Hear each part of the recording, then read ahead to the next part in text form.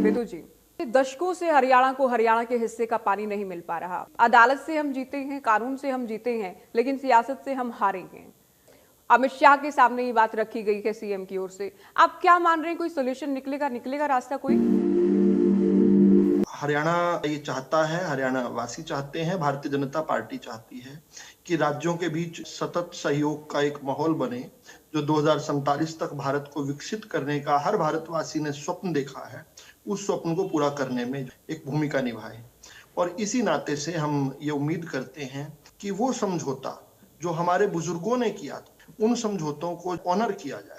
गुरु तेग बहादुर जी के 350वां साला है ये। हम पूरा हरियाणा और पंजाब जो बहुत अच्छे से मना रहा है। हरियाणा तो एक कदम और आगे बढ़कर 4 यात्राएं अलग अलग क्षेत्रों से निकलकर हर गली ढानी से होते हुए प्रत्येक गुरु घर गुरुद्वारे तक निशान साहब को प्रणाम करते हुए निकल रही है और बड़े भव्य एक कार्यक्रम कर रहे हैं। ऐसे पवित्र कालखंड में हम चाहेंगे कि जो हरियाणा है उसको उसके हक हकूक का मिले। हरियाणा भी तो पंजाब का छोटा ही भाई है।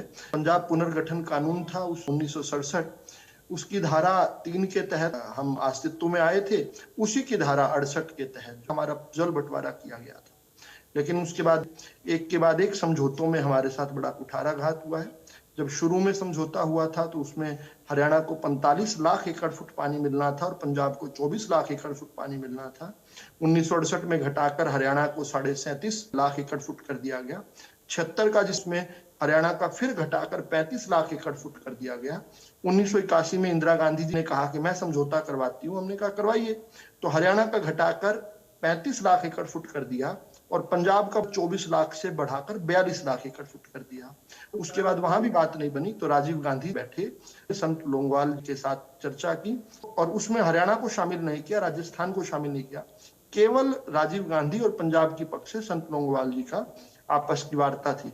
उसमें हरियाणा का ड्रामेटिकली 45 लाख एकड़ फुट जो पानी मिलना था उसको घटाकर 13 लाख एकड़ फुट कर दिया गया और पंजाब को जो 24 लाख एकड़ फुट पहले शुरू में पानी देने की बात हुई थी वो बढ़ाकर 64 लाख एकड़ कर दिया गया, जिसमें राजस्थान और हरियाणा पक्षधर भी नहीं थे।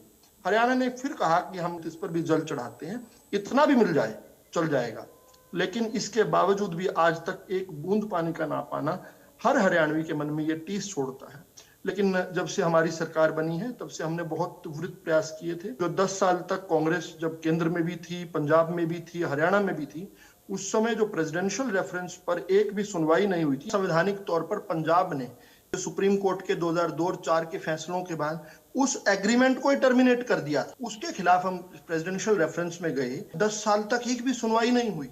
हम सरकार के अंदर आए, राष्ट्रपति जी के पास हमने गुहार लगाई, सुप्रीम कोर्ट के अंदर भी हमने बड़े प्रयास किए, तब जाकर सुनवाई शुरू हुई और 1.5 साल के अंदर अंदर हम उस पर फैसला भी ले आए। लेकिन उसके बाद जो आवश्यकता होती है कानून की कि एग्जीक्यूशन में डालना होता है, वहां पर भी हमारा पक्ष है कि हम बैठना बिठाना तो 1967 से कर रहे हैं मिलॉर्ड। इंदिरा गांधी जी बैठ गए, राजीव जी बैठ गए, सभी लोग बैठ गए।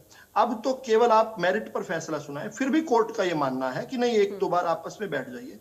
हम कोर्ट को ऑनर करते हुए चाहते हैं कि आपस में बैठें और एक एमिकेबल सॉल्यूशन निकले जिससे हरियाणा और पंजाब दोनों के जो लोग हैं उनके यहाँ खुशहाली आए, देश के विकास में आगे।